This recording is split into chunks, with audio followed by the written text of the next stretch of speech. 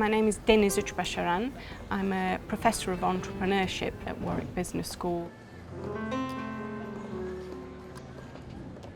We're in a jazz club because of some research that I've been doing over the last few years. Jazz is something that I love, and I was interested in it from the perspective of creativity and entrepreneurial teams or entrepreneurial action, because creativity, innovation, improvisation, things we associate with jazz groups are also associated with the entrepreneurial team. So I thought, well, maybe if we look at jazz groups as an exemplar for how to behave in a very dynamic, rapidly changing environment, we might generate some new insights. There were two papers that emerged from that body of work.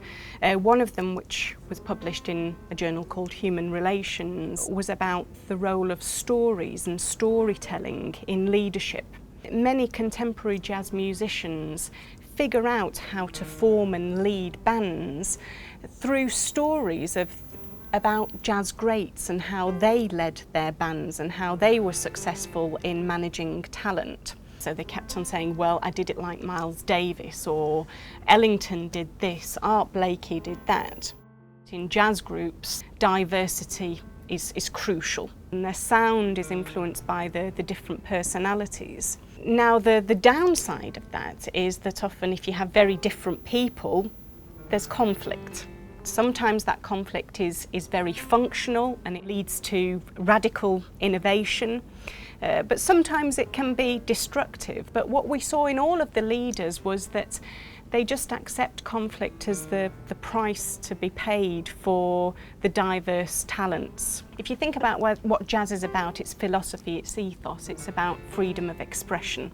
So if you start telling stories about this is what jazz is, it's this genre, it's this period of musicians that we need to be playing like, then that goes against that philosophy, and you're going to be met with a degree of resistance.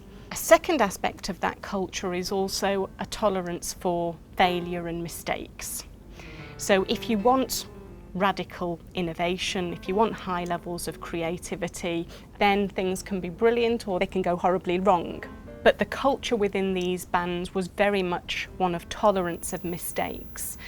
And in fact, people like Miles Davis, who are probably known as being the most innovative, forced them to, for example, play a tune in a different key, so that they couldn't rely on habits or certain finger patterns. So he would test the boundaries and get them to think differently, play differently, and that kind of encouraged mistakes, but in some cases it could yield fantastic results.